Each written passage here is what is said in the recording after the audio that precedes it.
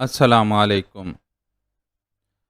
واپس گھر پہنچ کر میں نے اسکاچ کا ایک پیگ لیا تاکہ تقدر رفع ہو سکے۔ اس کے بعد میں نے ایک بار پھر بیگم جہانگیر کو فون کیا۔ مجھے وہی جواب ملا کہ وہ ابھی نہیں آئیں۔ میں نے ریسیور رکھا ہی تھا کہ فون کی گھنٹی بج اٹھی۔ میں نے دوبارہ ریسیور کان سے لگا لیا۔ ہیلو، بانو اسپیکنگ، میں نے ماؤتھ پیس میں کہا۔ پروانہ بانو اسپیکنگ، رضوان کی آواز سنائی دی۔ بکو، میں غرائی، بھٹک آئی اس علاقے میں ہوں، تو تم وہاں میری نگرانی کر رہے تھے۔ اگر آپ مجھے بتا دیتی کہ معاملہ کیا ہے تو آپ کو اتنی پریشانی نہ ہوتی، رضوان نے کہا۔ بعض اوقات تم بہت زیادہ تکلیف دہ ہو جاتے ہو۔ بہرحال تم مجھے بے بس مت سمجھو، آج نہیں تو کل میں یہ کام کر ہی لوں گی، لیکن مجھے نہیں بتائیں گی کہ معاملہ کیا ہے؟ نہیں، مجھے ضد سی ہو گئی تھی۔ میں نے رضوان کی مزید بکواس سنے بغیر سلسلہ منقطع کر دیا۔ میرا خیال تھا کہ وہ مجھے دوبارہ رنگ کرے گا، لیکن ایسا نہیں ہوا۔ 10-15 منٹ تک فون کی گھنٹی نہیں بجی تو میں بستر پر لیٹ کر سنگیتا کے خیالوں میں کھو گئی۔ ان خیالات کے ساتھ ہی وہ ٹیلی فون کال بھی میرے ذہن میں تھی، جس کے ذریعے کسی اجنبی نے مجھے بتایا تھا کہ سنگیتا کوئی اچھی لڑکی نہیں ہے۔ اگلی صبح میں نصف گھنٹے کی تاخیر سے دفتر پہنچی۔ مجھے معلوم ہوا کہ سنگیتا بالکل صحیح وقت پر دفتر آ چکی ہے اور میری سیکرٹری نے اسے کچھ کام سونپ دیے ہیں۔ میں نے اپنی میز سنبھالی اور ان سب فائلوں کو اپنے سامنے ڈھیر کر لیا جو گزشتہ روز میرے دستخطوں سے محروم رہ گئی تھیں۔ کچھ ایسے کاغذات بھی تھے جن کا بغور مطالعہ کرنے میں مجھے خاصا وقت لگا اور میں اتنی تھک گئی کہ مجھے کافی منگا کر پینا پڑی۔ کافی پیتے ہوئے میں سوچ رہی تھی کہ لنچ کے لیے سنگیتا کو اپنے ساتھ لے جاؤں گی۔ 12:30 بجے تھے جب ریسیپشنسٹ نے مجھے انٹرکام پر یہ اطلاع دی کہ ایک لڑکی مجھ سے ملنے آئی ہے۔ کیوں؟ میں نے پوچھا۔ یہ صاحبہ کہہ رہی ہیں کہ سبب آپ ہی کو بتائیں گی۔ کیا نام ہے؟ خورشید، میں نے اپنے ذہن پر زور دیا، لیکن اس نام کی کوئی لڑکی مجھے یاد نہیں آ سکی۔ اچھا، میں نے قدرے توقف سے کہا، بھیج دو، اور انٹرکام بند کر دیا۔ ذرا دیر بعد میرے کمرے کے دروازے کو ناک کیا گیا۔ کم ان، میں نے بلند آواز میں کہا۔ دروازہ کھلا اور قیامت میرے کمرے میں آ گئی۔ اس وقت اس لڑکی کو دیکھ کر میرے ذہن میں قیامت کے سوا کوئی لفظ نہیں آ سکا۔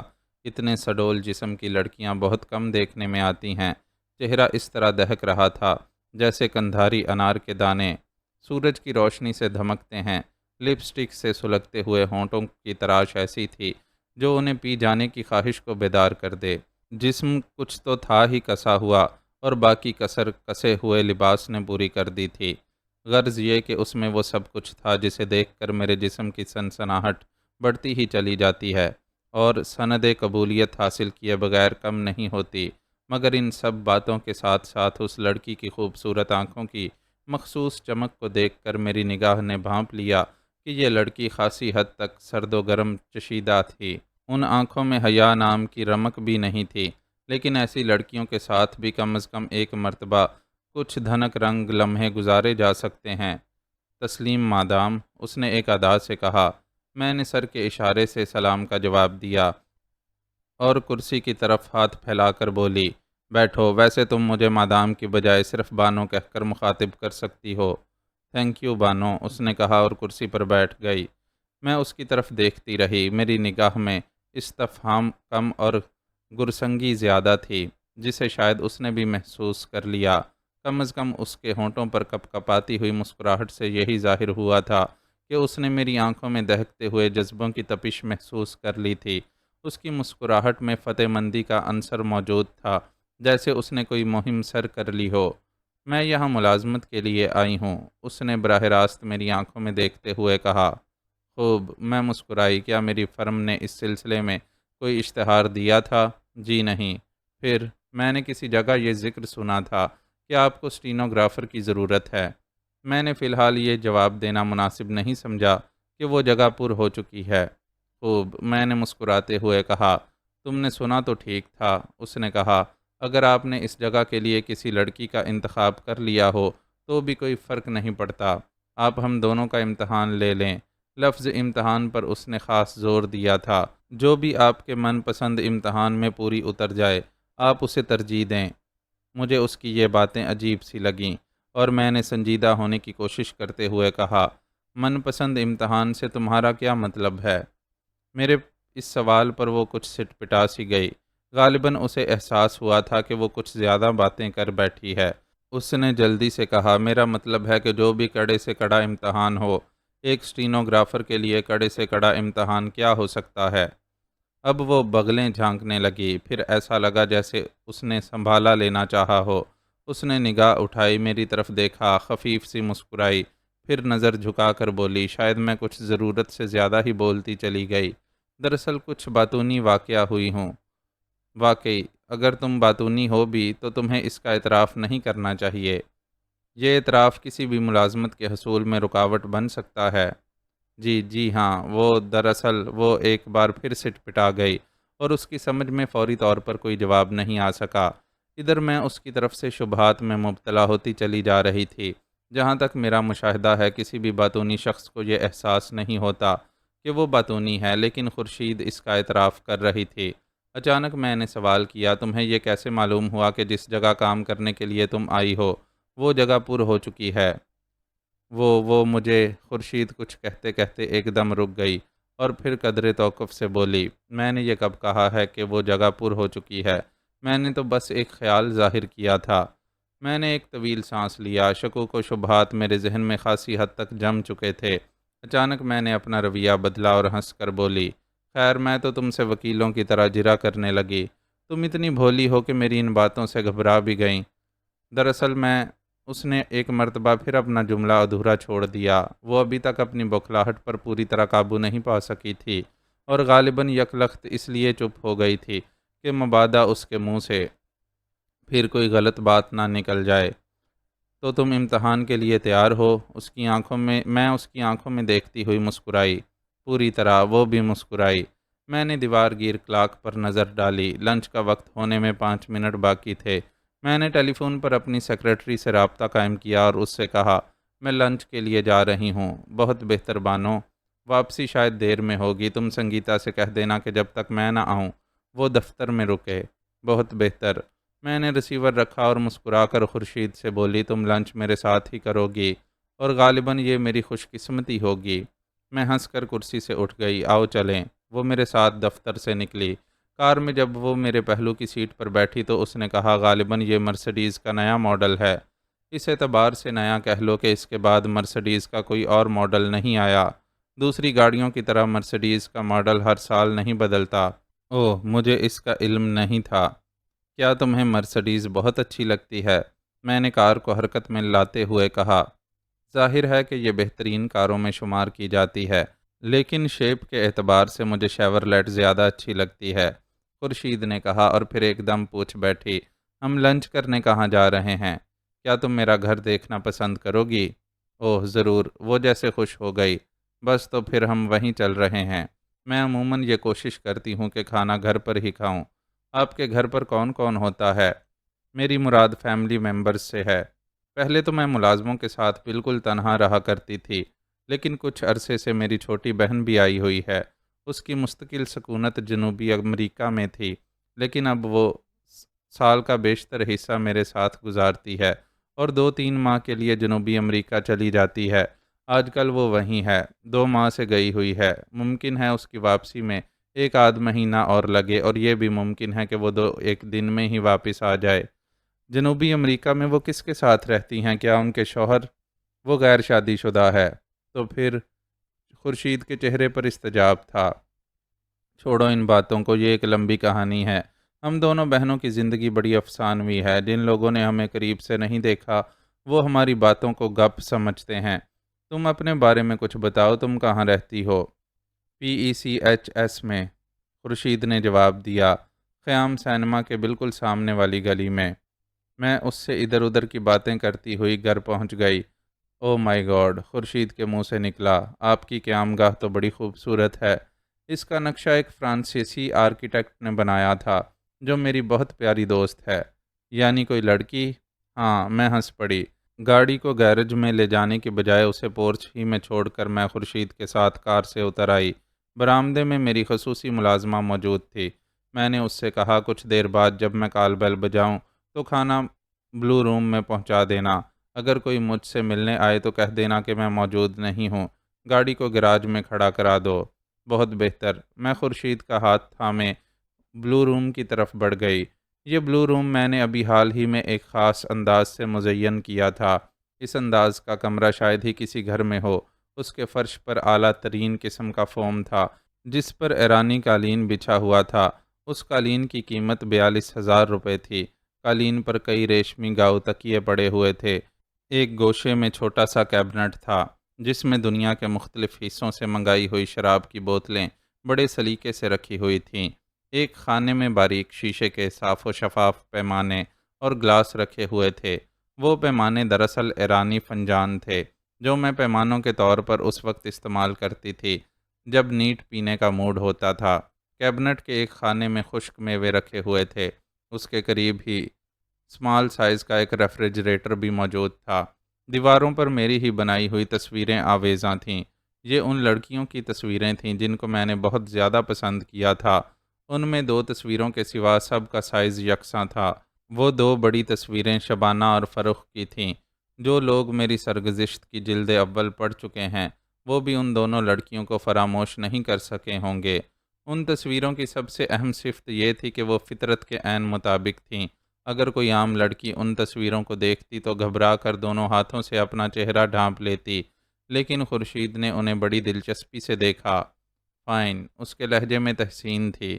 بہت پسند آئیں تمہیں یہ تصویریں؟ ناپسندیدگی کا تو مجھے ان میں کوئی پہلو ہی نظر نہیں آتا، مگر یہ بنائی کس نے ہے؟ کبھی کبھی مجھ پر مصوری کا موڈ بھی طاری ہو جاتا ہے۔ اوہ، آپ مصور بھی ہیں؟ بس یوں ہی الٹے سیدھے برش چلا لیتی ہوں۔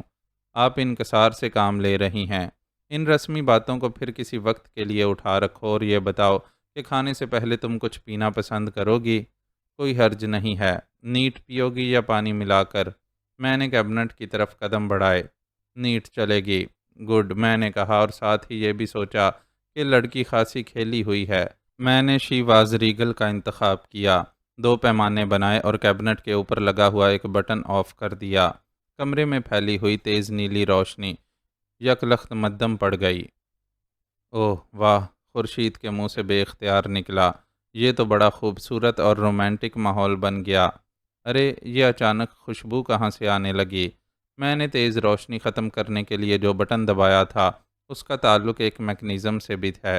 اس کے ذریعے وہ چھوٹے چھوٹے سوراخ کھل گئے جو دیوار پر آویزاں تصویروں کے پیچھے ہیں۔ یہ خوشبو انہی سوراخوں سے خارج ہو کر کمرے کی فضا کو معمور کر رہی ہے۔ مائی گاڈ، آپ تو مجھے ایک طلسم خانہ میں لے آئی ہیں۔ میں نے ہنس کر ایک پیمانہ اس کی طرف بڑھاتے ہوئے کہا۔ ہاں، تم اس کمرے کو طلسم خانہ عشق بھی کہہ سکتی ہو۔ ویسے میں نے اس کا نام بلو روم رکھا ہے۔ یہ نام بھی خوب ہے۔ چیئرز۔ میں نے اس کے پیمانے سے پیمانہ ٹکرایا اور ایک ہلکی سی چسکی لی۔ پھر میں نے اپنی سینڈلیں اتار کر ایک کونے کی طرف اچھال دیں اور قالین پر اوندھی لیٹ گئی۔ آؤ، میں نے خورشید کو دعوت دی۔ اس طرح لیٹ کر پینے میں بڑا لطف آتا ہے۔ یقیناً ایسا ہوگا۔ شاید اس قالین کے نیچے فوم بھی ہے۔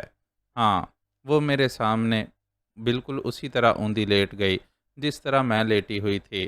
اس نے کہا، خوشبو تو بڑی تیزی سے پھیل رہی ہے، کہیں یہ اتنی زیادہ نہ ہو جائے کہ گراں گزرنے لگے۔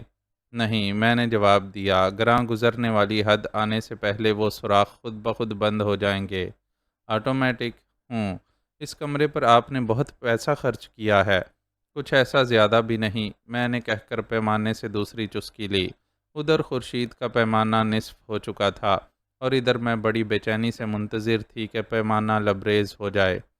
یہ نوبت تیسرے پیمانے کے دوران میں آئی، جب میں نے سر ذرا سا آگے بڑھا کر اپنی نوک زباں کو اس کے آتشیں لب سے جلا لیا۔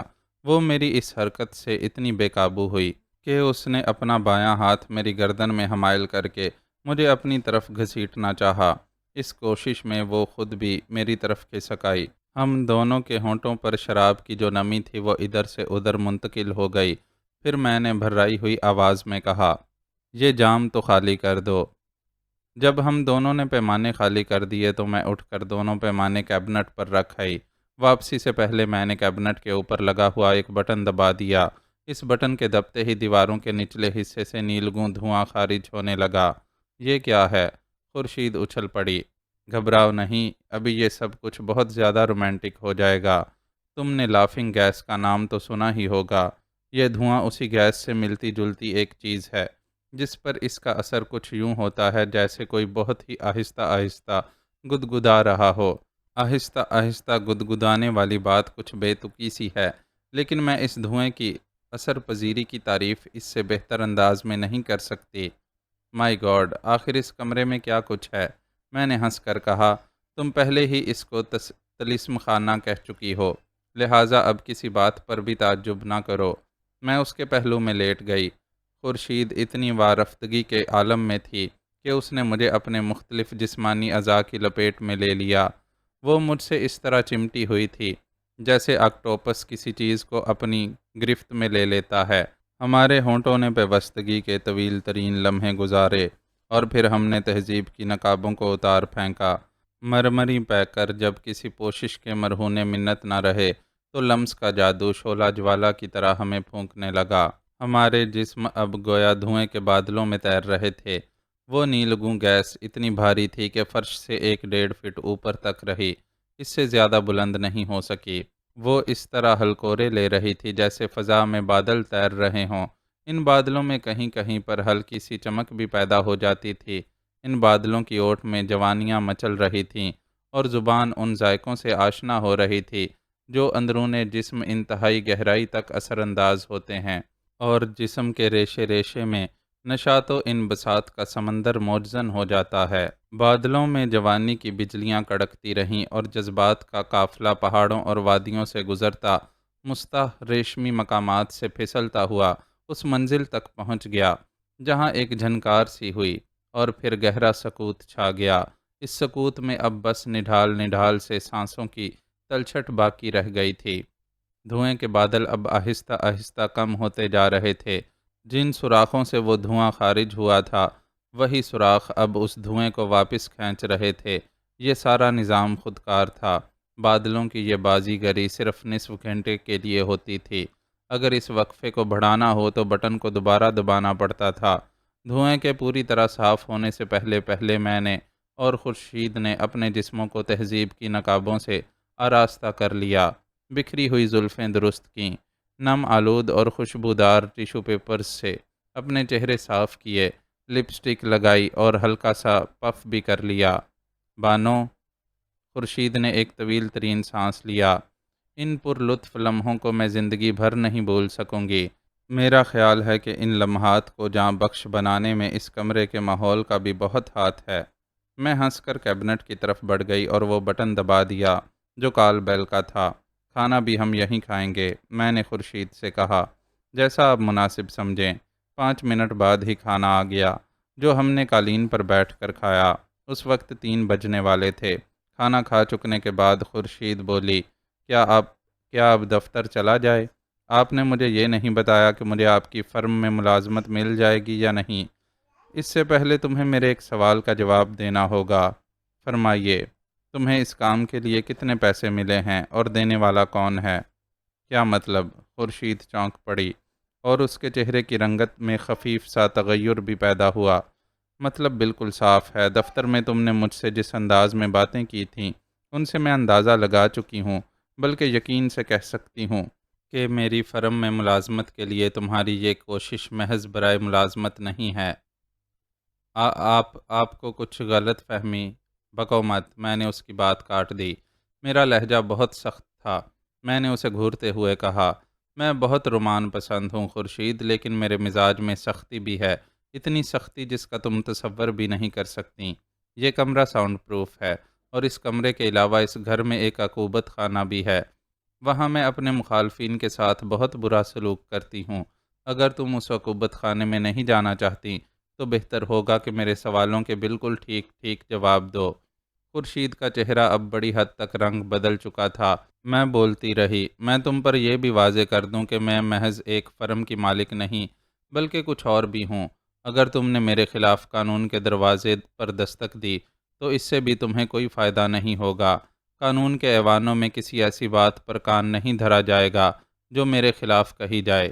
یہ سب کچھ میں نے خورشید کو مرعوب کرنے کے لیے کہا تھا، اور مجھے اپنے اس مقصد میں کامیابی بھی حاصل ہو گئی۔ خورشید نے نظر جھکا لی اور شکستہ سی آواز میں بولی، مجھے اس کام کے لیے 2000 روپے دیے گئے تھے اور یہ وعدہ کیا گیا تھا کہ اگر میں ملازمت حاصل کرنے میں کامیاب ہو گئی تو مجھے مزید 2000 روپے دیے جائیں گے۔ اس کے بعد 2000 روپے اس وقت دیے جاتے جب میں آپ کی فرم میں 1 ماہ گزار لیتی۔ گڈ، میں نے سر ہلایا۔ میرا یہ اندازہ درست ہی ثابت ہوا تھا کہ خورشید کو میری فرم میں جگہ دلانے کا مقصد صرف یہ تھا کہ میں سنگیتا کو ملازم نہ رکھوں۔ کوئی نامعلوم ہستی سنگیتا کو اس ملازمت سے دور رکھنا چاہتی تھی، غالباً وہی پراسرار اجنبی جس نے مجھے ٹیلی فون بھی کیا تھا۔ اچھا خورشید، اب یہ بتاؤ کہ اس شخص کا نام کیا ہے؟ اس کا پورا نام تو مجھے نہیں معلوم۔ کھارا دار کے علاقے میں وہ تاتاری کے نام سے مشہور ہے۔ کس اعتبار سے مشہور ہے؟ وہ لڑکیوں کا بروکر ہے۔ اس سے تمہارا تعلق اسی واسطے سے ہے؟ میں نے پوچھا۔ ہاں، خورشید کی نگاہ جھکی رہی۔ شرمندگی کی ضرورت نہیں، میں نے پہلی ہی نظر میں تاڑ لیا تھا کہ تم کس قسم کی لڑکی ہو۔ خیر، مجھے تمہارے کردار کے اس پہلو سے کوئی دلچسپی نہیں، یہ تمہارا ذاتی معاملہ ہے۔ اب صرف ایک بات اور بتا دو، تاتاری کو اس بات سے کیا دلچسپی ہو سکتی ہے کہ تم کو میری فرم میں ملازمت مل جائے؟ میرے اندازے کے مطابق یہ کام وہ کسی اور کے لیے کر رہا ہے۔ میں سوچ میں ڈوب گئی اور ایسی ڈوبی کہ شاید 1 منٹ تک کچھ نہیں بولی۔ آخر اس سکوت کو خورشید نے ہی توڑا۔ اب میرے بارے میں آپ کا رویہ کیا ہوگا بانو؟ میں اپنے خیالات سے چونکی، مگر اس کے سوال کا جواب دینے کے بجائے اس سے ایک سوال کر بیٹھی۔ تاتاری کا پتہ بتا سکتی ہو؟ خورشید نے بلا توقف کھارا دار کی ایک بلڈنگ کے فلیٹ کا نمبر بتا دیا۔ میں نے دوسرا سوال کیا، اسے تاتاری کیوں کہا جاتا ہے؟ یہ شاید کوئی نام تو نہیں ہوا؟ اس کی وضع قطعی کچھ ایسی ہے، لمبا تڑنگا آدمی ہے اور چہرے مہرے سے بھی تاتاریوں کے روایتی حلیے سے مطابقت رکھتا ہے، غالباً اسی لیے وہ اس نام سے مشہور ہو گیا ہے۔ میں پھر اس سوچ میں ڈوب گئی کہ تاتاری سے اس پس پردہ شخصیت کا پتہ کس طرح چلایا جائے۔ خورشید بولی، میرے بارے میں اب آپ کا رویہ کیا ہوگا؟ کچھ برا نہیں ہوگا، مطمئن رہو، میں نے مسکرا کر کہا۔ تاتاری عموماً گھر پر کس وقت رہتا ہے؟ شام کے بعد عموماً گھر پر ہی رہتا ہے، کیونکہ اس کے گاہکوں کو اپنی راتیں رنگین بنانے کے لیے اسی وقت اس کی یاد ستاتی ہے۔ ٹھیک ہے، میں نے سر ہلایا۔ میں آج شام کو اس سے ملنے جاؤں گی۔ جب تک اس سے میری ملاقات نہ ہو جائے تم اس کمرے میں میری مہمان رہو گی۔ ٹھیک ہے، میں آپ کی اس احتیاط کو حق بجانب سمجھتی ہوں، لیکن آپ کو ایک بات بتا دوں بانو، تاتاری بہت خطرناک آدمی ہے۔ خطرناک؟ میں ہنس پڑی۔ دراصل ابھی تم بانو سے واقف نہیں ہو، اس لیے تم نے یہ بات کہی۔ اچھا، اب میں چلوں گی، مجھے دفتر جانا ہے۔ میرا خیال ہے کہ اب تم آرام کرو۔ اگر کسی چیز کی ضرورت ہو تو وہ کال بیل کا بٹن دبا دینا۔ ہاں، اگر تم نے یہاں سے بھاگنا چاہا تو یقین کرو کہ میری ملازمائیں تمہارے ساتھ بہت سختی سے پیش آئیں گی اور مجھے اس کا افسوس ہوگا۔ اس کمرے میں مزید کچھ وقت گزارنا تو میرے لیے نشاط انگیز ہی ثابت ہوگا۔ خورشید نے پھیکی سی مسکراہٹ کے ساتھ کہا۔ میں نے اس کے خیال پر کوئی تبصرہ نہیں کیا اور کمرے سے نکل آئی۔ اپنی خصوصی ملازمہ کو میں نے خورشید کے سلسلے میں ہدایات دیں اور دفتر کی طرف روانہ ہو گئی۔ دفتر پہنچ کر میں نے ٹیلی فون پر اپنی سیکرٹری سے رابطہ قائم کیا اور پوچھا، کوئی خاص بات تو نہیں؟ جی نہیں بانو، بس ایک فائل آپ کی میز پر رکھ آئی ہوں، اس کا مطالعہ کر لیجئے گا۔ برٹین کمپنی سے ہمارا جو 2.5 کروڑ کے پروجیکٹ کا معاہدہ ہونے والا ہے، اس کے تمام اہم نکات اس فائل میں موجود ہیں۔ جب آپ اس فائل کو اچھی طرح دیکھ لیں تو برٹین کمپنی کے ڈائریکٹر سے میٹنگ کے لیے کوئی وقت مقرر کر دیجئے گا۔ اچھا، وہ میں دیکھ لیتی ہوں۔ سنگیتا کیا کر رہی ہے؟ مصروف ہے، میں نے اس سے کہہ دیا تھا کہ دفتری وقت ختم ہونے کے بعد آپ سے ملاقات کر لے۔ ٹھیک ہے، میں نے یہ کہہ کر رابطہ منقطع کر دیا۔ برٹین کمپنی کے معاہدے سے متعلق نکات پر غور کرنے میں مجھے خاصا وقت لگا۔ دفتری وقت ختم ہونے تک میں اس فائل کو پوری طرح نہیں دیکھ سکی تھی۔ دروازے پر دستک ہوئی تو میں نے فائل بند کر دی۔ کم ان، میں نے بلند آواز میں کہا۔ میری توقع کے مطابق وہ سنگیتا ہی تھی، وہی بھولا بھالا کم سن چہرہ، وہ سادہ لباس اور وہی انجانی سی کشش جس کو میں اب تک کوئی نام نہیں دے سکی تھی۔ آؤ سنگیتا، میں نے مسکرا کر کہا، آج زیادہ کام تو نہیں کرنا پڑا؟ کہیں تھک تو نہیں گئی؟ تھک بھی جاؤں تو کیا، ملازمت تو کرنا ہی ہے، سنگیتا نے پھیکی سی مسکراہٹ کے ساتھ کہا، پھر بولی، مجھ سے کہا گیا تھا کہ میں چھٹی سے پہلے آپ سے ملاقات کر لوں۔ ہاں، بس یوں ہی کہلوا دیا تھا میں نے۔ اس کی ضرورت تو نہیں تھی، تمہیں اپنا وعدہ یاد ہی ہوگا۔ آج تم مجھے اپنے گھر لے جاؤ گی نا؟ جی، وہ سنگیتا کے چہرے پر تذبذب کے آثار پیدا ہو گئے۔ خیریت؟ میں اسے ٹٹولنے والی نظر سے دیکھنے لگی۔ دراصل وہ پتا جی، کیا ہوا تمہارے پتا جی کو؟ میں نے جلدی سے پوچھا۔ ہوا تو کچھ بھی نہیں، پھر کیا بات ہے؟ اچھا بیٹھو تو صحیح، اطمینان سے بتاؤ کیا مسئلہ ہے؟ سنگیتا بیٹھ گئی، اس کے چہرے سے پریشانی ہویدہ تھی۔ کل پتا جی مجھ پر بہت ناراض ہوئے تھے، اس نے کہا۔ کیوں؟ میں نے پوچھا۔ میں نے انہیں بتا دیا تھا کہ آپ ان سے ملنے آئیں گی۔ اس میں بھی ناراضگی کی کوئی بات ہے؟ میں نے تعجب سے کہا۔ جی، وہ دراصل انہوں نے سمجھ لیا تھا کہ میں نے آپ کو اپنے ماضی کے بارے میں بتا دیا ہے، اسی بات پر وہ ناراض ہوئے تھے۔ وہ چاہتے ہیں کہ میں اپنے ماضی کو یکسر بھول جاؤں اور کسی سے اس کا تذکرہ نہ کروں۔ وہ نہیں چاہتے کہ آپ ان کے ماضی کو کریدیں یا اس سلسلے میں سوالات کریں۔ انہوں نے مجھ سے کہا تھا کہ میں کوئی بہانہ کر کے آپ کو ٹال جاؤں، لیکن میرا دل نہیں چاہا کہ آپ سے جھوٹ بولوں۔ میں غور سے سنگیتا کی طرف دیکھتی رہی۔ وہ اس لمحے بھی کسی معصوم بچی کی طرح لگ رہی تھی۔ میں نے قدرے توقف سے کہا، خیر تم کہتی ہو تو میں ان کے ماضی سے متعلق کوئی سوال نہیں کروں گی، لیکن صرف ملاقات کر لینے میں کیا حرج ہے؟ بانو، سنگیتا نے بھرائی ہوئی آواز میں کہا، میں آپ سے التجا کرتی ہوں کہ آپ ان سے ملاقات بھی نہ کریں۔ اچھا، میں نے ایک طویل سانس لیا۔ اگر تمہاری یہی مرضی ہے تو ٹھیک ہے۔ آپ نے برا تو نہیں مانا بانو؟ ارے، میں ہنس پڑی، بھلا اس میں برا ماننے کی کیا بات ہے؟ یہ بے تہذیبی ہے کہ کسی کو گھر پر مدعو کرنے کے بعد انکار بھی کر دیا جائے۔ میں ہنستی ہوئی اپنی کرسی سے اٹھی اور سنگیتا کی پشت پر جا کر اس کا شانہ تھپکتی ہوئی بولی، اس بات کو اپنے ذہن سے نکال دو بیبی کہ میں نے تمہاری کسی بات کا برا مانا ہوگا۔ شکریہ بانو، اب تم جا سکتی ہو۔ اور وہ چلی گئی، مجھے سوچ میں ڈوبا ہوا چھوڑ کر۔ سوچ میں ڈوبنے کی بات ہی تھی، آخر سنگیتا نے یہ کلا بازی کیوں کھائی؟ کل تو وہ مجھ سے وعدہ کر چکی تھی کہ مجھے اپنے گھر لے جائے گی، پھر آج کیا ہوا؟ کیا واقعی اس کے باپ ہی نے اسے منع کیا ہوگا؟ مگر کیوں؟ آخر وہ اپنے ماضی کو راز میں کیوں رکھنا چاہتا ہے؟ اس نے اپنا سب کچھ لٹا دیا مگر کسی سے فریاد بھی نہیں کرنا چاہتا۔ اس اعتبار سے وہ میری نظر میں ایک پراسرار شخصیت بنتا جا رہا تھا، اور اس کے بارے میں معلومات حاصل کرنے کا واحد ذریعہ فی الحال اگر میری نظر میں تھا تو وہ صرف بیگم جہانگیر تھی۔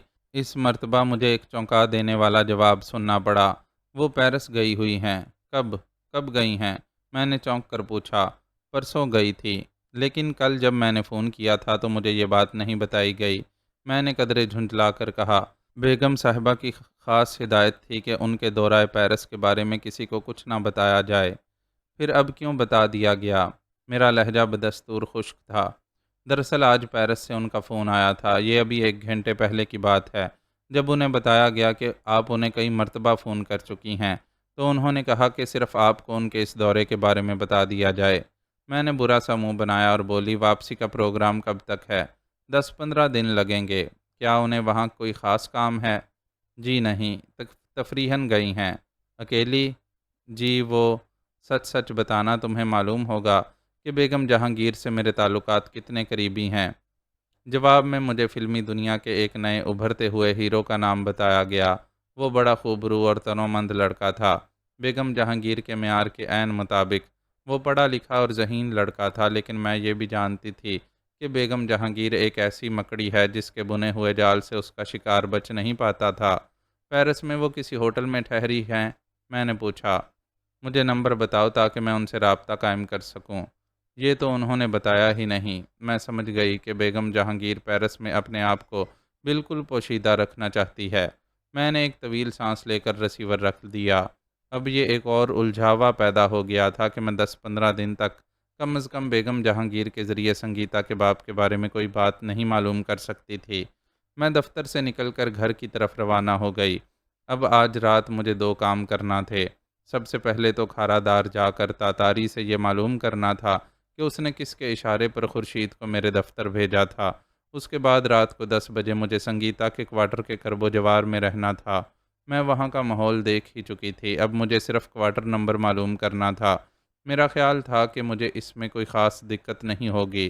میں نے سوچ رکھا تھا کہ اب وہاں اپنی کار میں نہیں جاؤں گی۔ کار کی وجہ سے میں لوگوں کی نظروں میں چڑھ جاتی۔ میں نے شام تک کا وقت گھر پر گزارا، لیکن بلو روم کی طرف نہیں گئی۔ میں نے بس ملازمہ سے معلوم کر لیا تھا کہ خورشید وہاں آرام کر رہی ہے۔ پھر رات کا آغاز ہوئے 5 منٹ گزرے ہوں گے کہ میں کھارا دار میں تھی۔ بلڈنگ کا نام معلوم تھا، اس لیے وہاں تک پہنچنے میں مجھے کوئی دقت نہیں ہوئی۔ میں تنگ و تاریک سیڑھیاں طے کر کے دوسری منزل پر پہنچی۔ فلیٹوں کے دروازوں پر چاک سے نمبر پڑے ہوئے تھے۔ میں نے خورشید کے مبینہ نمبر کے دروازے پر دستک دی۔ اندر سے کئی آدمیوں کے باتیں کرنے کی آوازیں آ رہی تھیں، جو دستک ہوتے ہی بند ہو گئیں۔ پھر کسی کے بھاری قدموں کی آوازیں دروازے کی طرف آتی سنائی دیں، اور جب دروازہ کھلا تو چرس کی بو میری ناک سے ٹکرائی۔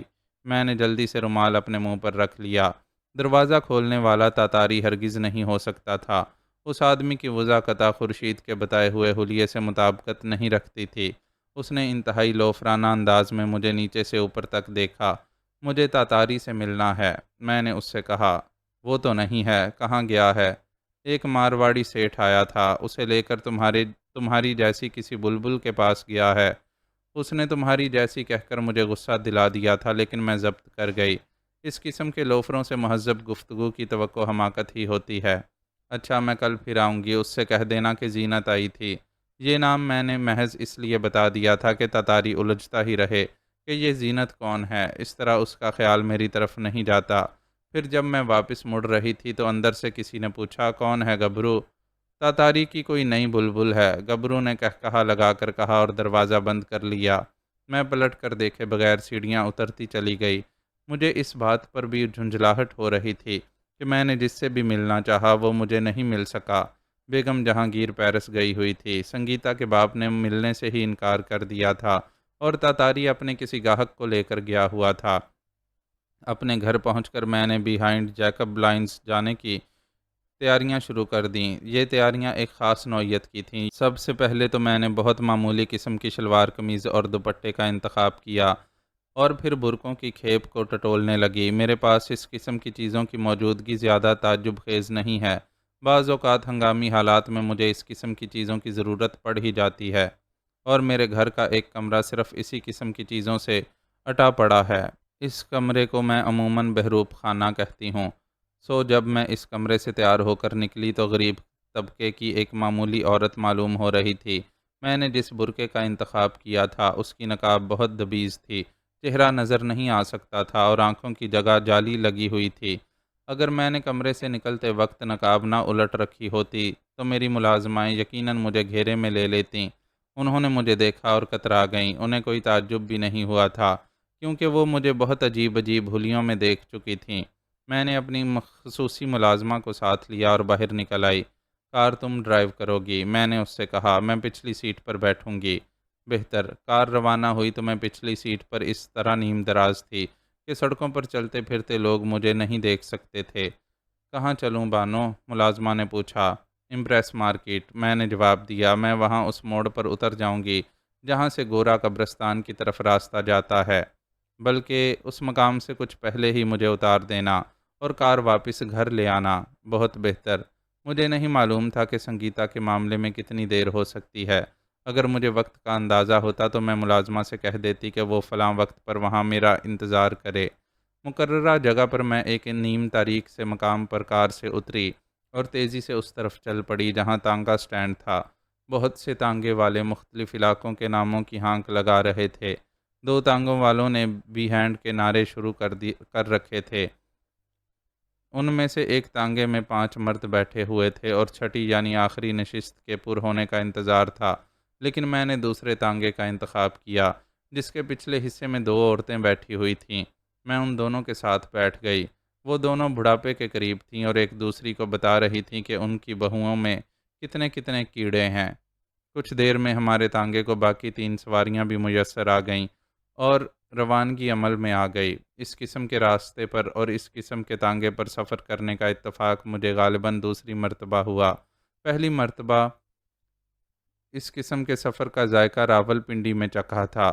ہچکولے کھا کھا کر مجھے یوں محسوس ہونے لگا کہ میرا معدہ ہی ہضم ہو جائے گا۔ خدا خدا کر کے بیہائنڈ جیکب لائنز کی چڑھائی آئی اور تانگا رک گیا۔ میں نے سکھ کا سانس لیا اور تانگے والے کو پیسے دے کر اتر گئی۔ میرے ہاتھ میں ایک میلا سا رومال تھا جس میں کچھ نوٹ اور ریزگاری بندھی ہوئی تھی۔ چڑھائی سے اتر کر میں دائیں طرف مڑ گئی جہاں ایچ ٹائپ کوارٹرز تھے۔ میں دل ہی دل میں دعا گو تھی کہ مطلوبہ نمبر مجھے انہی کوارٹروں میں مل جائے۔ غالباً میں پہلے بھی لکھ چکی ہوں کہ ایچ ٹائپ کوارٹرز دو مختلف حصوں میں بنے ہوئے تھے۔ اگر میں وہاں سے ناکام ہو کر دوسرے حصے کا رخ کرتی تو 10 بجے سے زیادہ وقت گزر جاتا۔ فی الحال تو 10 بجنے میں 10 منٹ ہی باقی تھے۔ دراصل گھر سے روانگی کے وقت میں یہ اندازہ نہیں لگا سکی تھی کہ تانگے کے سفر میں کتنی دیر لگے گی۔ کرخت سی آواز میں اے بھیا کہہ کر میں نے ایک دکاندار کو مخاطب کیا اور اسے سنگیتا کے کوارٹر کا نمبر بتایا۔ میں آپ کو راستہ بتائے دیتا ہوں، میرے عقب سے ایک جانی پہچانی آواز آئی۔ میں ایک جھٹکے سے گھوم گئی۔ رضوان میرے سامنے کھڑا تھا اور اس کے ہونٹوں پر شرارت آمیز مسکراہٹ تھی۔ وہ یقیناً مجھے پہچان چکا تھا۔ ممکن ہے کہ وہ گھر ہی سے میرا تعاقب کرتا آ رہا ہو۔ دراصل اس وقت میں نے اس بات پر دھیان ہی نہیں دیا تھا کہ کوئی شخص میرا تعاقب کر سکتا ہے۔ وہ ادھر، رضوان نے اشارے سے بتایا، اس رو میں ہے وہ کوارٹر۔ آپ نمبر دیکھتی ہوئی چلی جائیے گا۔ آپ کو نمبر پڑھنا تو آتے ہی ہوں گے مائی جی۔ مائی جی کہتے وقت یوں لگا جیسے رضوان نے بڑی مشکل سے اپنا کہا ضبط کیا ہو۔ رضوان کو اس وقت وہاں دیکھ کر مجھے نہ جانے کیوں بہت زور کا غصہ آ گیا تھا، لیکن میں اتنی بے بس تھی کہ غصے کا اظہار نہیں کر سکتی تھی۔ میں بس تیزی سے اس رو کی طرف بڑھتی چلی گئی جدھر رضوان نے اشارہ کیا تھا۔ اسی وقت مجھے سامنے سے ایک نسوانی حیولہ آتا نظر آیا۔ میں اسے حیولہ ہی کہوں گی کیونکہ وہاں کا ماحول نیم تاریک تھا، صاف طور پر نہیں دیکھا جا سکتا تھا، لیکن اس حیولے کی چال سے مجھے یہ شبہ ہوا کہ وہ سنگیتا ہے۔ میں نے اپنے رخ میں ذرا سی تبدیلی کر لی تاکہ آنے والی کے بالکل قریب سے گزروں۔ جب ہم نے ایک دوسرے کو کراس کیا تو میں نے پہچان لیا کہ وہ سنگیتا ہی تھی۔ میں نے خوشبوؤں کا بھبکا محسوس کیا۔ وہ کاسمیٹکس کی خوشبوئیں تھیں، گویا اس وقت سنگیتا نے میک اپ کر رکھا تھا۔ مجھے اس پر تعجب ہوا۔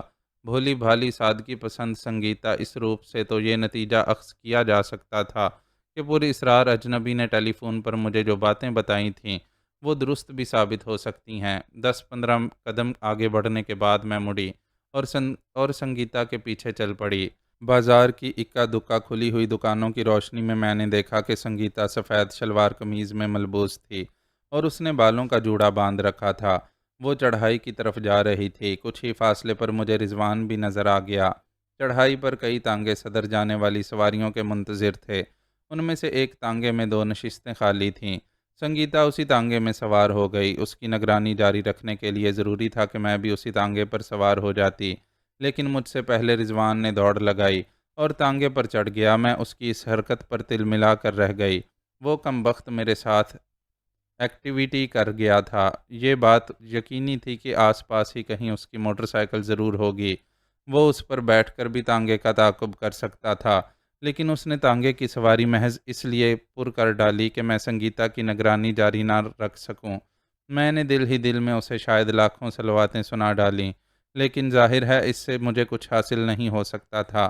میں اس کے علاوہ کچھ نہیں کر سکتی تھی کہ دوسرے تانگے میں بیٹھ جاؤں، جس کے چلنے میں یقیناً کچھ دیر لگتی۔ ابھی اس میں صرف 2 سواریاں بیٹھی ہوئی تھیں، یعنی میرے بعد مزید 3 سواریوں کا انتظار کیا جاتا۔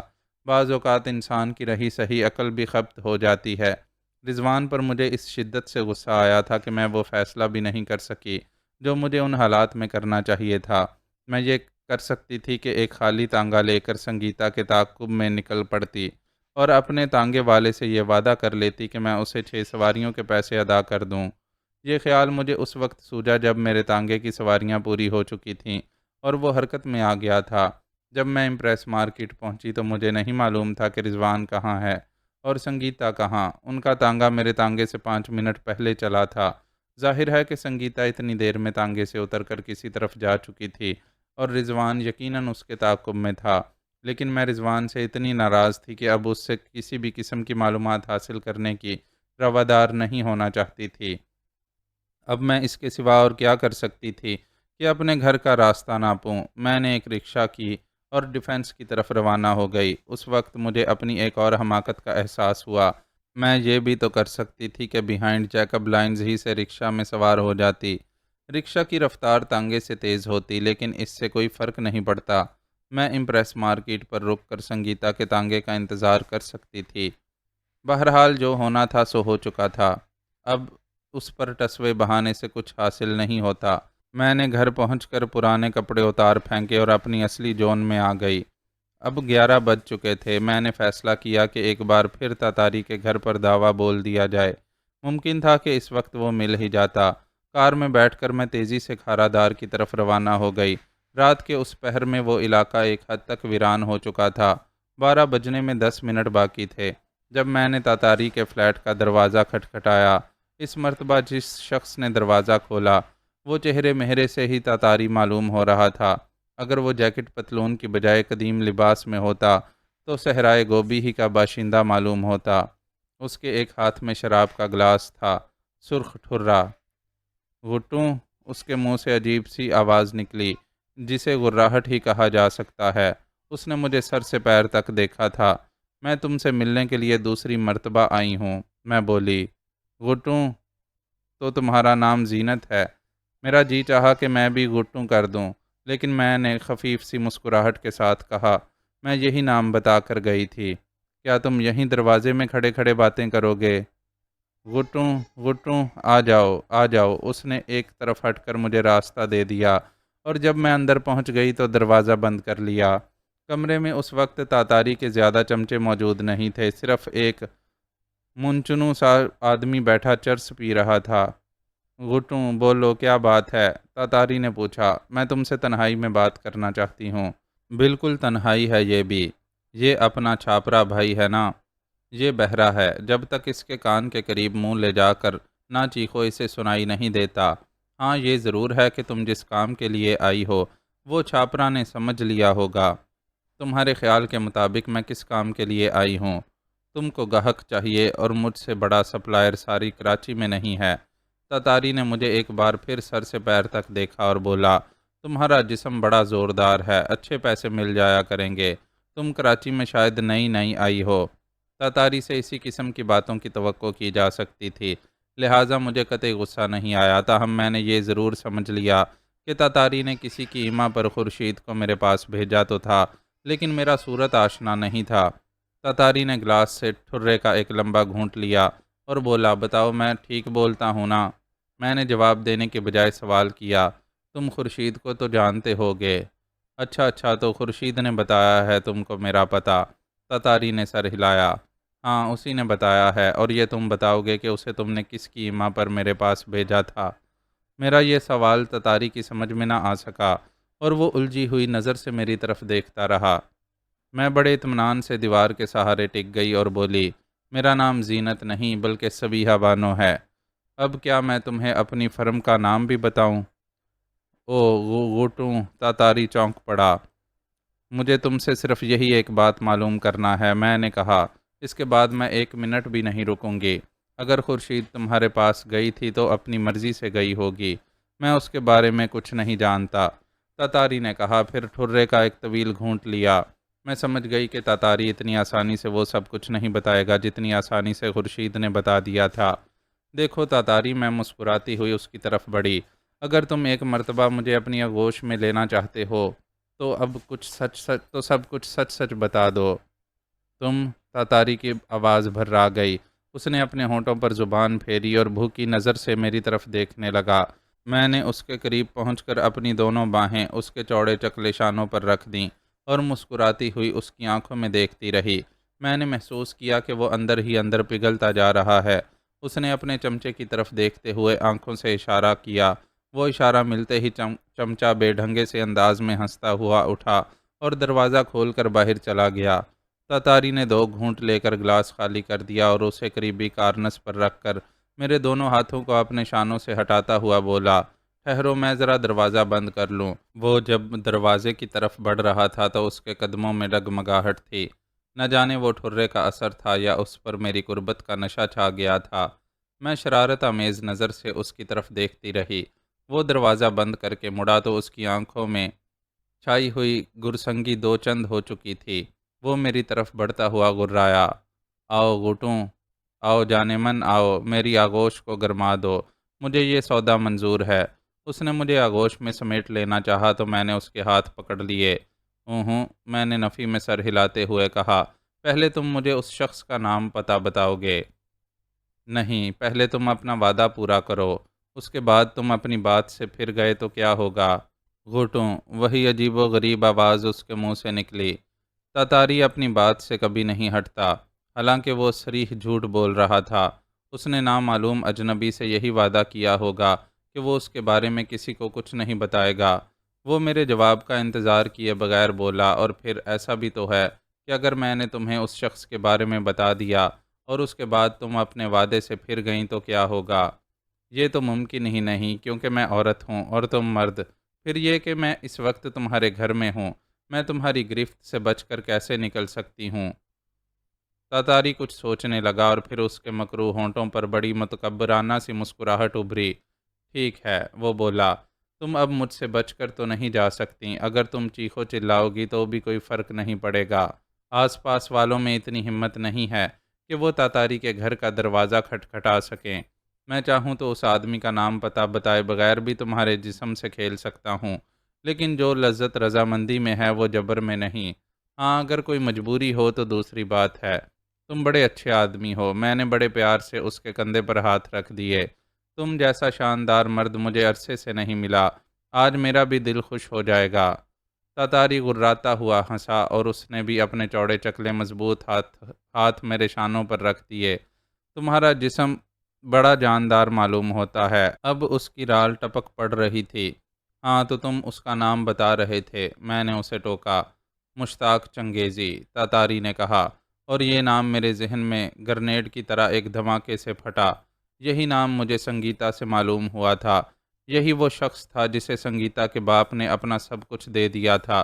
سب کچھ مشتاق چنگیزی کو سونپ کر وہ ایک ادنیٰ درجے کے کوارٹر میں جا بسا تھا۔ اس کا پتہ کیا ہے؟ میں نے تاتاری سے پوچھا۔ جواب میں اس نے سوسائٹی کے ایک بنگلے کا نمبر بتایا۔ سوسائٹی کے بارے میں تو سنگیتا بھی بتا چکی تھی، لیکن بنگلے کا نمبر مجھے اب معلوم ہوا تھا۔ اس سے تمہیں اس کام کے کتنے روپے ملے تھے؟ میں نے پوچھا۔ سب کچھ معلوم کرنے سے پہلے میری کچھ پیاس تو بجھا دو۔ تاتاری بے قابو ہونے لگا۔ میرے شانوں پر اس کے ہاتھ جذبات کی شدت سے کانپ رہے تھے۔ اس نے ایک جھٹکے سے مجھے اپنی آغوش میں سمیٹ لیا اور اپنے ہونٹ میرے چہرے کی طرف بڑھائے۔ اس کے منہ سے ٹھرے کی بو کے علاوہ ایسی بو بھی آ رہی تھی جیسے اس نے عرصہ دراز سے اپنے دانت صاف نہ کیے ہوں۔ مجھے ابکائی سی آئی اور میں نے اس کی گرفت سے نکلنے کے لیے اپنا گھٹنا بڑی زور سے اس کے پیٹ میں مارا۔ اس کے منہ سے چیخ نکل گئی اور اس طرح مجھے اس کی گرفت سے نکلنا نصیب ہو گیا۔ مشتاق چنگیزی کا نام پتہ مجھے معلوم ہو ہی گیا تھا، اور اس بات کی میرے لیے کوئی اہمیت نہیں تھی کہ اس نے تاتاری کو اس کام کے لیے کتنے روپے دیے تھے۔ گندے کیڑے، میں نے بڑی نفرت سے تاتاری کو گھورتے ہوئے کہا، اگر تم نے میرے جسم کو ہاتھ بھی لگایا تو تمہیں اس کی بڑی کڑی سزا ملے گی۔ مجھے جو کچھ معلوم کرنا تھا وہ میں معلوم کر چکی ہوں اور اب جا رہی ہوں۔ تاتاری غراتا ہوا گینڈے کی طرح میری طرف آیا۔ مجھے اس کا انتظار ہی تھا۔ میں اتنے سکون سے کھڑی رہی جیسے اپنی جگہ سے ہٹنے کا کوئی ارادہ نہیں رکھتی، لیکن جب تاتاری آگے پہ پھیلے ہوئے ہاتھ مجھ سے صرف 1 فٹ کے فاصلے پر رہ گئے تو میں بجلی کی سی تیزی سے اچھلی، اور تاتاری کو ایسا معلوم ہوا ہوگا جیسے میرے پیروں میں سپرنگ لگے ہوئے ہوں۔ 6 فٹ کی بلندی پر میں نے کلا بازی کھائی، اور جب دوبارہ میرے پیر زمین پر لگے تو میری پشت تاتاری کی پشت پر تھی۔ میں نے پھرتی سے مڑ کر تاتاری کی کمر پر لات رسید کی۔ اس کے اوپری دھڑ نے پیچھے کی طرف جھٹکا کھایا اور پھر اوندے منہ گرتے گرتے بچا۔ کمبخت تھا جاندار، فوراً ہی میری طرف مڑا۔ بہت اطمینان سے اپنے بازوؤں کی قوت کو آزماؤ تاتاری، میں نے بڑے سکون سے کہا۔ اس بات کی فکر نہ کرو کہ میں دروازے کے قریب ہوں تو بھاگ نکلو گی۔ یہ کہتے ہوئے مجھے بعض ایسی فلمیں یاد آئیں جس میں ڈائریکٹر اپنے ہیرو کی بہادری کا سکہ جمانے کے لیے اسے زبردستی لڑواتا ہے۔ میری سچویشن بھی اس وقت تقریباً ایسی ہی تھی۔ مجھے موقع حاصل تھا کہ وہاں سے نکل بھاگتی، لیکن جب میں تاتاری سے ملنے آ رہی تھی تبھی میں نے سوچ لیا تھا کہ تاتاری سے دو ہاتھ کرنے کا موقع ضرور ملنا چاہیے۔ دراصل بہت دن سے میں نے ورزش نہیں کی تھی اور جوڈو کراٹے کی مشقوں کا بھی موقع نہیں ملا تھا۔ تاتاری سے دو ہاتھ کر کے ذرا ورزش ہی ہو جاتی اور میرا جسم کھل جاتا۔ تاتاری نے دوسرا حملہ کیا تو میں نے فلائنگ کک لگائی اور تاتاری ڈکراتا ہوا دیوار سے جا ٹکرایا۔ اس مرتبہ غالباً اس کی آنکھوں میں تارے ناچ گئے تھے، کیونکہ فرش سے اٹھنے کی کوشش کرتے ہوئے اس کے انداز میں پھرتی نہیں تھی۔ میں نے اس موقع سے فائدہ اٹھایا اور بالائے بے درماں کی طرح اس کے سر پر پہنچ گئی۔ سب سے پہلے میں نے اس کی ہنسلیوں پر فنگر ڈیگر کا استعمال کیا۔ اس کے منہ سے ایک کربناک چیخ نکلی اور وہ تڑپ کر گرا۔ میں اس طرح اچھلی کہ میرے دونوں پیر اس کے سینے پر پڑتے، لیکن وہ کروٹ لے کر نہ صرف اس ضرب سے بچ گیا بلکہ اس نے میری ایک ٹانگ پکڑ کر گھسیٹ لی۔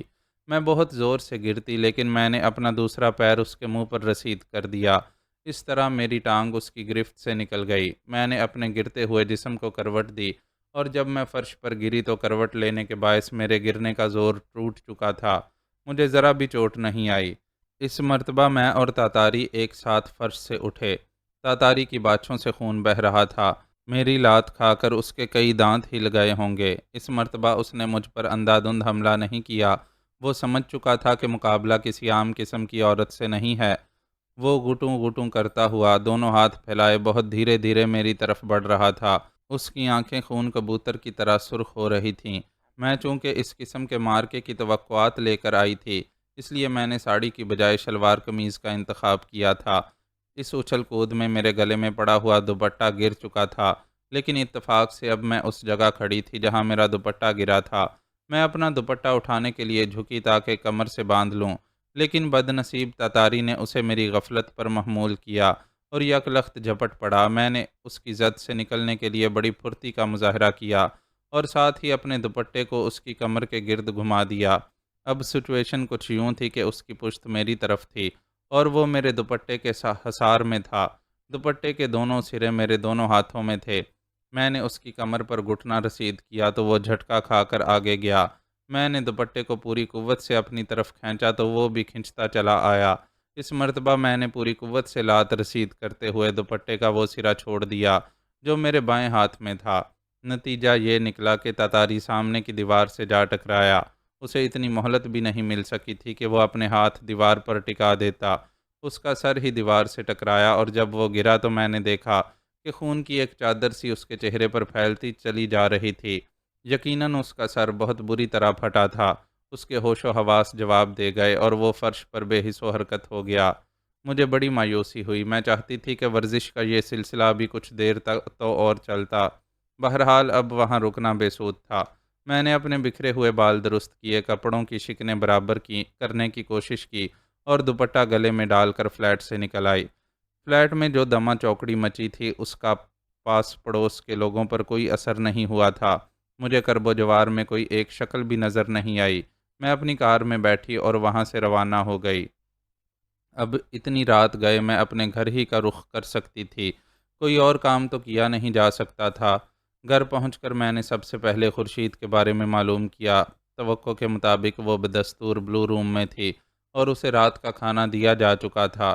میں نے بلو روم کا رخ کیا۔ اب میں اسے چھٹی دے دینا چاہتی تھی۔ جب میں نے اس کمرے میں قدم رکھا تو میں نے دیکھا کہ خورشید ایک گاؤ تکیے کو اپنے بازو میں لیے ہوئے بے خبر سو رہی تھی۔ اس کا مطلب یہ تھا کہ وہ کسی قسم کی تشویش میں مبتلا نہیں تھی اور اسے یقین تھا کہ میں اسے چھوڑ دوں گی۔ میں نے سوچا کہ اسے سونے ہی دوں، صبح اٹھے گی تو چلی جائے گی۔ میں وہ رات اس کے ساتھ بلو روم میں گزار سکتی تھی، لیکن اس وقت ذہن کچھ مائل بنشاط نہیں تھا۔ تاتاری سے ملاقات خاصی دھماکہ خیز رہی تھی اور میرا موڈ صرف یہ تھا کہ مشتاق چنگیزی کی شخصیت پر غور کروں۔ میں بلو روم سے نکل کر اپنے کمرے میں آ گئی اور شب خوابی کا لباس پہن کر بستر پر لیٹ گئی۔ مشتاق چنگیزی اور سنگیتا دونوں ہی کا کردار بڑا پراسرار ہو چکا تھا۔ غالباً وہ ٹیلی فون کال بھی مشتاق چنگیزی ہی کی تھی۔ جب اس نے دیکھا کہ میں سنگیتا کو ملازم رکھنے سے باز نہیں آئی ہوں تو اس نے خورشید کو میرے پاس بھیجا، جو میری کمزوری بن سکتی تھی۔ دوسری بات سنگیتا کی رات 10 بجے کے بعد کی سرگرمیوں سے متعلق جو بات کہی گئی تھی اس میں بھی وزن معلوم ہوتا تھا۔ میں خود سنگیتا کو 10 بجے اس کے گھر سے نکلتے دیکھ چکی تھی اور اس وقت سنگیتا کا حلیہ وہ نہیں تھا جس حلیے میں وہ دفتر آتی تھی۔ رضوان کو یقیناً اس کا علم ہوگا کہ سنگیتا اس وقت کہاں گئی تھی، لیکن میں اس کے بارے میں رضوان سے کوئی بات نہیں کرنا چاہتی تھی۔ بعض اوقات انسان بہت چھوٹی چھوٹی سی باتوں کو اپنے وقار کا مسئلہ بنا لیتا ہے، اور اس معاملے میں کچھ یہی بات میرے ساتھ بھی تھی۔ مجھے جو کچھ معلوم کرنا تھا خود ہی معلوم کرنا تھا۔ سنگیتا اور مشتاق چنگیزی کے پراسرار کردار مجھے بہت دیر تک الجھائے رہے اور پھر نہ جانے کب میں نیند کی آغوش میں پہنچ گئی۔ صبح اٹھ کر میں نے اپنی ملازمہ خاص سے خورشید کے بارے میں پوچھا۔ وہ بیدار ہو چکی ہیں، ملازمہ نے جواب دیا۔ اس سے کہو کہ وہ غسل وغیرہ کر لے، اتنی دیر میں بھی تیار ہوئی جاتی ہوں، پھر ہم ناشتہ کریں گے۔ بہتر ہے۔ پھر جب میں تیار ہو گئی تو میں نے خورشید کو بلو روم سے اپنی خوابگاہ میں بلوا لیا۔ وہ بہت حشاش بشاش تھی۔ صبح بخیر بانو، صبح بخیر، میں نے مسکرا کر کہا۔ معاف کرنا، میں رات کو ذرا دیر سے لوٹی تھی، تم اس وقت سو رہی تھی۔ میں نے سوچا کہ سونے ہی دوں، اگر آپ جگا دیتی تو بھی کوئی فرق نہیں پڑتا، نہیں جگایا تو بھی کوئی بات نہیں۔ آؤ اب ناشتہ کر لیں۔ میں نے ٹرالی کی طرف اشارہ کیا جو ملازمہ کمرے میں پہنچا چکی تھی۔ ناشتے کے دوران میں خورشید نے پوچھا، آپ نے تاتاری سے ملاقات کر لی؟ بہت دلچسپ ملاقات، یعنی میں نے اسے تاتاری سے اپنی ملاقات کی تفصیل بتائی تو خورشید حیرت سے آنکھیں پھاڑ کر بولی، کیا واقعی آپ نے تاتاری کو اس بری طرح مارا ہے؟ تمہیں اس میں تعجب کیوں ہے؟ کراچی کے بہت کم گنڈے ایسے ہیں جو لڑائی بھڑائی میں تاتاری سے ٹکر لے سکیں۔ میں ان سب گنڈوں سے ایک وقت میں نمٹ سکتی ہوں۔ خورشید ایسی نظر سے میری طرف دیکھنے لگی جس سے بے اعتباری جھلک رہی تھی۔ مجھے صرف ایک فکر ہے، میں نے کہا، کہیں اب وہ تمہارے لیے مصیبت نہ بن جائے۔ وہ اس بات پر مشتعل ہوگا کہ اس کے بارے میں مجھے تم سے معلوم ہوا تھا۔ میری تو آپ بالکل فکر نہ کریں، وہ میرا بروکر ہے، لیکن اس کی بعض ایسی کمزوریاں میرے علم میں ہیں کہ وہ میرے خلاف کوئی قدم نہیں اٹھا سکتا۔ اگر اس نے مجھے کوئی نقصان پہنچایا تو میں پولیس کو بعض ایسی باتیں بتا دوں گی جو اس کے لیے حد درجہ پریشان کن ثابت ہوں گی۔ وہ یہ بھی تو کر سکتا ہے کہ تمہاری زبان کو ہمیشہ کے لیے بند کر دے۔ قتل؟ نہیں، وہ ایسا نہیں کرے گا، میں اسے خوب جانتی ہوں۔ اس کا اصول ہے کہ دنیا کا ہر جرم کرو لیکن پھانسی کے پھندے کا خطرہ کبھی مول نہ لو۔ وہ بس اس کا قائل ہے کہ اپنے مخالفین کو اپاہج کر دے۔ مجھے ڈر ہے کہ وہ آپ کے خلاف بھی کوئی ایسا ہی قدم نہ اٹھائے۔ آپ نے اپنا ایک خطرناک دشمن بنا لیا ہے۔ اگر اس نے پھر مجھ سے ٹکرانے کی کوشش کی تو مجھے اندیشہ ہے کہ وہ اپنے ہی ہاتھ پیر توڑوا بیٹھے گا۔ بہرحال آپ اس کی طرف سے چوکنا رہیے گا۔ میں شرط لگا کر کہہ سکتی ہوں کہ وہ آپ کے خلاف کوئی قدم ضرور اٹھائے گا۔ وہ بہت کینہ پرور ہے۔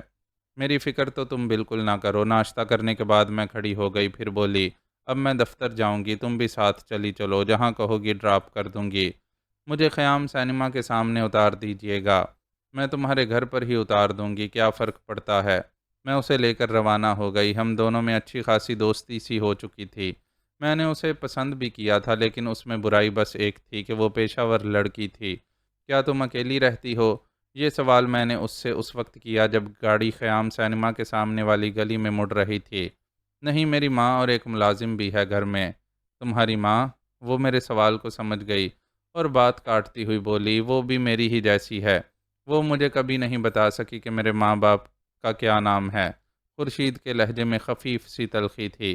میں خاندانی طوائف ہوں بانو۔ ہاں بس اس مکان کے سامنے گاڑی روک دیجئے۔ میں نے بریک لگا کر گاڑی روک دی۔ اچھا بانو، خدا حافظ، وہ کار سے اتر کر بولی۔ نہ جانے کیوں آپ نے مجھے بہت زیادہ متاثر کیا ہے۔ کیا آپ مجھے اس بات کی اجازت دیں گی کہ میں کبھی کبھی آپ سے ملنے آ جایا کروں؟ تم ضرور آنا خورشید، تم جیسی بھی ہو تمہارے اندر کچھ اچھے جراثیم بھی معلوم ہوتے ہیں۔ شکریہ بانو، بائے۔ میں نے ہاتھ ہلا کر گاڑی آگے بڑھا دی۔ میں بالکل ٹھیک وقت پر دفتر پہنچ گئی۔ باقی سٹاف بھی اپنی اپنی سیٹیں سنبھال رہا تھا۔ میں نے بریٹن کمپنی کا فائل کے ماندہ حصے کا مطالعہ کیا اور پھر ٹیلی فون پر اپنی سیکرٹری سے کہا، سنگیتا کو میرے کمرے میں بھیج دو، مجھے بریٹن کمپنی کے سلسلے میں کچھ ڈکٹیشن دینا ہے۔ بہتر ہے۔ ذرا دیر بعد سنگیتا پینسل اور کاپی سنبھالے ہوئے میرے کمرے میں آئی۔ وہ اس وقت میک اپ اور سینٹ کی خوشبوؤں سے بے نیاز تھی۔ اسے دیکھ کر یہ کہنا مشکل تھا کہ یہ وہی لڑکی ہے جسے میں نے کل رات بیہائنڈ جیکب لائنز میں دیکھا تھا۔ بیٹھو، میں نے کرسی کی طرف اشارہ کیا۔ وہ بیٹھ گئی۔ اس نے کاپی اپنے سامنے کھول لی اور ڈکٹیشن لینے کے لیے میری طرف دیکھنے لگی۔ میں بہت غور سے اس کی طرف دیکھ رہی تھی، لیکن کسی زاویے سے بھی یہ اندازہ کرنا مشکل تھا کہ اس لڑکی کا دوسرا روپ بھی ہو سکتا ہے۔ آپ کیا دیکھ رہی ہیں بانو؟ سنگیتا میری تیز نگاہ کتاب نہ لا سکی اور نیچے دیکھنے لگی۔ میں یہ دیکھ رہی ہوں کہ حالات کے تحت انسان کو کیا کیا روپ بدلنا پڑتے ہیں۔ جی، وہ چونک پڑی۔ میں اسے چوکنا نہیں کرنا چاہتی تھی، اس لیے بات کو دوسرے رخ پر لے گئی۔ میرا مطلب ہے کہ کچھ عرصے قبل تم کیا تھیں اور اب کیا بن چکی ہو؟ مجھے زمانے سے شکایت ہے نہ حالات سے، سنگیتا نے ٹھنڈا سانس لے کر کہا۔ شکایت ہے تو صرف اپنے پتا جی سے کہ انہوں نے مجھے بالکل اندھیرے میں رکھا ہے۔ وہ کم از کم مجھے تو بتا دیتے کہ انہوں نے اپنا سب کچھ مشتاق چنگیزی کو کیوں کر دے دیا۔ یہ مشتاق چنگیزی کس قسم کا آدمی ہے؟ میں نے سنگیتا کو ٹٹولنے والی نظر سے دیکھتے ہوئے کہا۔ میں نے کبھی اس سے زیادہ بات چیت نہیں کی۔ جب وہ پتا جی سے ملنے آیا کرتا تھا تو میں اس سے دور دور رہتی تھی۔ خود پتا جی نے بھی مجھے یہ ہدایت کر رکھی تھی کہ میں مشتاق چنگیزی کے سامنے نہ ہوا کروں۔ یعنی تمہارے پتا جی نے بھی اسے کبھی اچھا آدمی نہیں سمجھا؟ غالباً۔ اچھا خیر، اب ذرا تم کچھ ڈکٹیشن لو۔ میں تیار ہوں بانو۔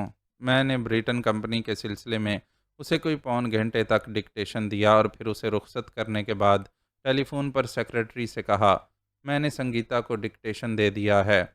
جب وہ مسودہ ٹائپ ہو جائے تو اسے بریٹن کمپنی کے ڈائریکٹر تک پہنچا دینا۔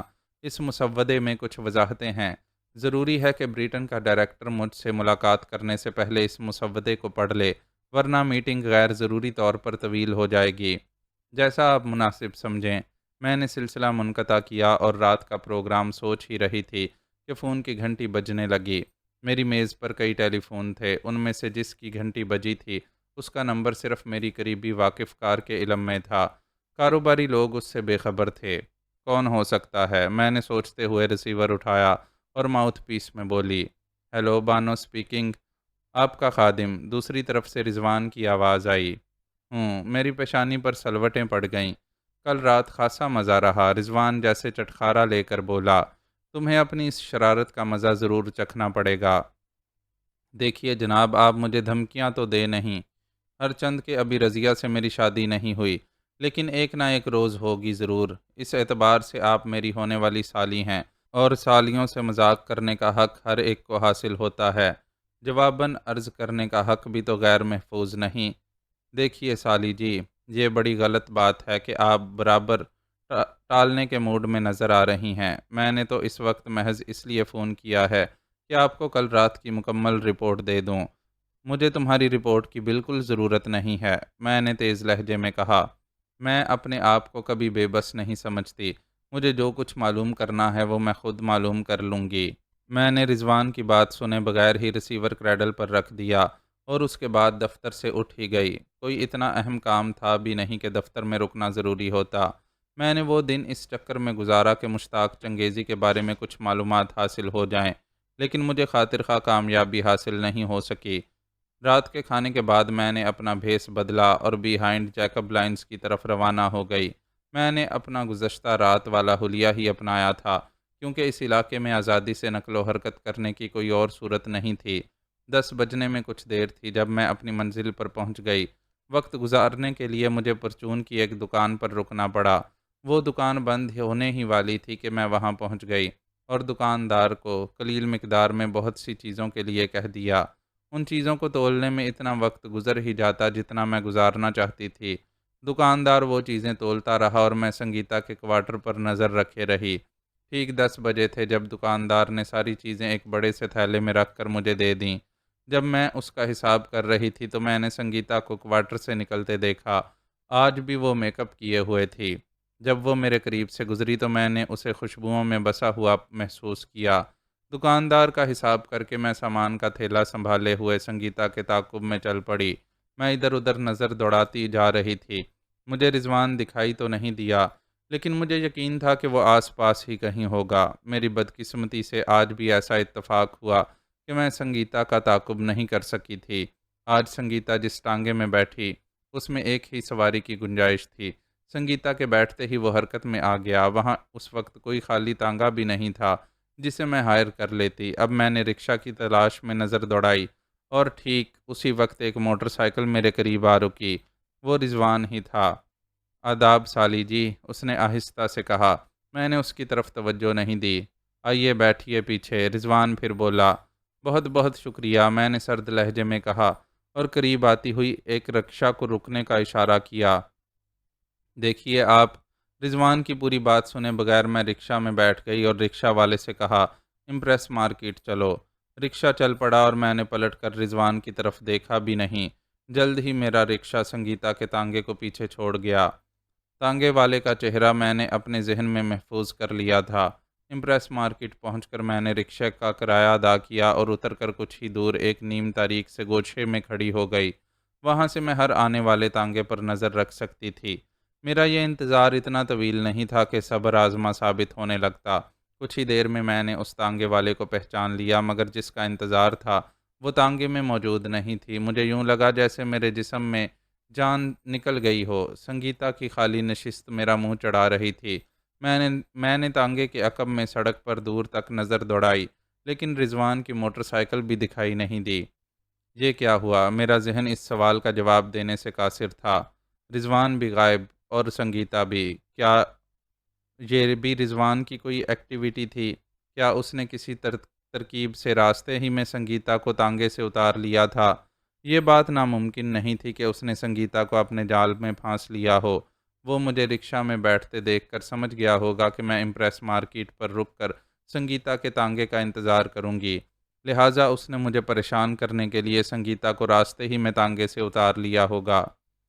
دوسرا خیال میرے ذہن میں یہ بھی آیا کہ شاید سنگیتا راستے ہی میں کسی جگہ خود ہی اتر گئی ہو، مگر کیوں؟ راستے ہی میں تانگے سے اتر جانا آخر کیا معنی رکھتا ہے؟ ان سب باتوں کے معنی کچھ بھی ہوں، میں بہرحال ایک بار پھر ناکامی سے دوچار ہو چکی تھی۔ جھنجھلاہٹ نے میرے ذہن پر یلغار کر دی اور میں ایک رکشہ پکڑ کر گھر کی طرف روانہ ہو گئی۔ اس کے سوا میں کر بھی کیا سکتی تھی؟ گھر پہنچ کر میں نے پرچون کی دکان سے خریدا ہوا سودا اپنی ملازمہ کے حوالے کیا تو وہ حیران ہو کر بولی، یہ کیا بانو؟ کچھ سودا ہے، رکھ لو، کام آئے گا۔ میں جواب دیتی ہوئی اسے حیران چھوڑ کر آگے بڑھ گئی۔ ملازمہ کی حیرت حق بجانب بھی تھی، کیونکہ میں نے ساری زندگی میں کبھی بھی گھر کے خرد و نوش کا سامان نہیں خریدا تھا۔ میں نے اپنا حلیہ درست کیا اور خوابگاہ میں جا کر بستر پر لیٹ گئی۔ مجھے یہ احساس بہت مشتعل کر رہا تھا کہ میں سنگیتا کے معاملے میں ہنوز روز اول کی پوزیشن میں تھی، اور میرے خیال کے مطابق اس میں بہت بڑا ہاتھ رضوان کا تھا۔ اب میں سنگیتا کے معاملے پر غور کرنے کی بجائے اس بات پر غور کر رہی تھی کہ رضوان کو کیا سزا دی جائے اور کس طرح۔ خوابگاہ کے دروازے پر دستک ہوئی تو میں خیالات سے چونکی۔ میں نے دروازے کی طرف دیکھتے ہوئے کہا، آ جاؤ۔ میری توقع کے مطابق وہ میری ملازمہ خصوصی ہی تھی۔ اس نے بتایا کہ میری واپسی سے ذرا دیر قبل بیگم جہانگیر کا فون آیا تھا۔ اوہ، میں جلدی سے اٹھ بیٹھی اور ٹیلی فون اٹھا کر بیگم جہانگیر کو رنگ کرنے لگی۔ مجھے تعجب ہوا تھا کہ بیگم جہانگیر اتنی جلدی پیرس سے کیسے واپس آ گئی۔ دوسری طرف گھنٹی بجی اور جس نے ریسیور اٹھایا وہ بیگم جہانگیر ہی تھی۔ ارے بھائی، تم اتنی جلدی پیرس سے کیسے آ گئیں؟ میں نے پوچھا۔ یار بس ایک ٹریجڈی ہو گئی۔ بیگم جہانگیر کو مردوں کی طرح بات کرنے کی عادت تھی، یعنی میں ایک خوبصورت پرندے کو اپنے ساتھ لے گئی تھی، لیکن پیرس میں وہ ایک اور خوبصورت بلبل کے پیچھے اڑ گیا۔ میں جھنجھلا کے فوراً ہی واپس آ گئی۔ یہاں آ کے پتہ چلا کہ تم کئی مرتبہ رنگ کر چکی ہو۔ ویسے مجھے پیرس میں بھی اس کا علم ہو گیا تھا۔ خیریت تو ہے؟ مجھے تم سے کچھ تفصیلی گفتگو کرنا ہے۔ تم ابھی گھر سے کہیں جاؤ گی تو نہیں؟ ایسا کوئی ارادہ نہیں ہے، تو پھر میں آ رہی ہوں۔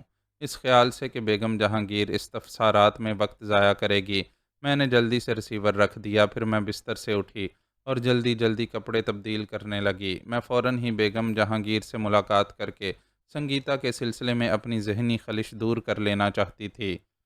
تیار ہو کر میں تیزی سے دروازے کی طرف بڑھی ہی تھی کہ فون کی گھنٹی نے میرے قدم روک لیے۔ کون ہو سکتا ہے؟ میں سوچتی ہوئی پلٹی اور ریسیور اٹھا کر کان سے لگا لیا۔ ہیلو، صبیحہ بانو سے بات کرنا تھی۔ دوسری طرف سے انگریزی میں کہا گیا۔ آواز نسوانی اور میرے لیے اجنبی تھی۔ بانو سپیکنگ، میں نے کہا۔ دوسری طرف سے بولنے والی نے ایک ہاسپٹل کا نام بتایا اور کہا، ابھی ابھی یہاں ایک مسٹر رضوان ایڈمٹ ہوئے ہیں، ان کی حالت بہت خراب ہے، انہوں نے ہمیں آپ کا نمبر دیا تھا، وہ چاہتے ہیں کہ آپ فوراً ہاسپٹل آ جائیں، وہ اسپیشل روم نمبر 7 میں ہیں۔ پھر اس سے پہلے کہ میں کوئی سوال کرتی دوسری طرف سے سلسلہ منقطع ہو گیا۔ ہسپتال والوں میں یہ بڑی خراب عادت ہوتی ہے کہ وہ بہت رسمی طور پر اطلاع دیتے ہیں۔ میں جھنجھلا سی گئی۔ ویسے بھی رضوان کے سلسلے میں ملنے والی اس تشویش کن اطلاع نے مجھے بوکھلا دیا تھا۔ کہیں یہ کوئی مذاق یا دھوکہ تو نہیں؟ میرے ذہن میں یہ سوال ابھرا تو میں نے ڈائریکٹری میں ہاسپٹل کا نمبر دیکھ کر رنگ کیا۔ روانگی سے پہلے تصدیق کر لینے میں کوئی حرج نہیں تھا۔ ہیلو، دوسری طرف سے وہی نسوانی آواز سنائی دی۔ یہ بتائیں کہ ابھی کچھ دیر قبل روم نمبر 7 میں کوئی مسٹر رضوان ایڈمٹ ہوئے ہیں؟ جی ہاں، دوسری طرف سے کہا گیا، اور پھر کھٹ سے ریسیور رکھنے کی آواز سنائی دی۔ سور کی بچی! میرے منہ سے جھنجھلاہٹ میں نکل گیا، اور پھر میں نے ریسیور پٹخ کر دروازے کی طرف دوڑ لگا دی۔ میں طوفانی انداز میں گیرج تک پہنچی تھی۔ کار نکال کر میں نے اسے تیزی سے پھاٹک کی طرف دوڑا دیا۔ پھر جیسے ہی میری کار پھاٹک سے باہر نکلی، گاڑی کی سائیڈ کا شیشہ ایک چھناکے سے ٹوٹا، اور مجھے اپنے شانے میں آگ سی لگتی محسوس ہوئی۔ وہ یقیناً گولی تھی جو سائلنسر لگے ہوئے ریوالور یا رائفل سے چلائی گئی تھی۔ بے اختیاری کے عالم میں میرا پیر ایکسیلریٹر سے ہٹ کر بریک پر پہنچ گیا، اور شدید دباؤ پڑنے کی وجہ سے گاڑی ایک زبردست جھٹکے کے ساتھ رکی۔ معزز ناظرین و سامعین، لائک، کمنٹس اور شیئر ضرور کریں۔ شکریہ۔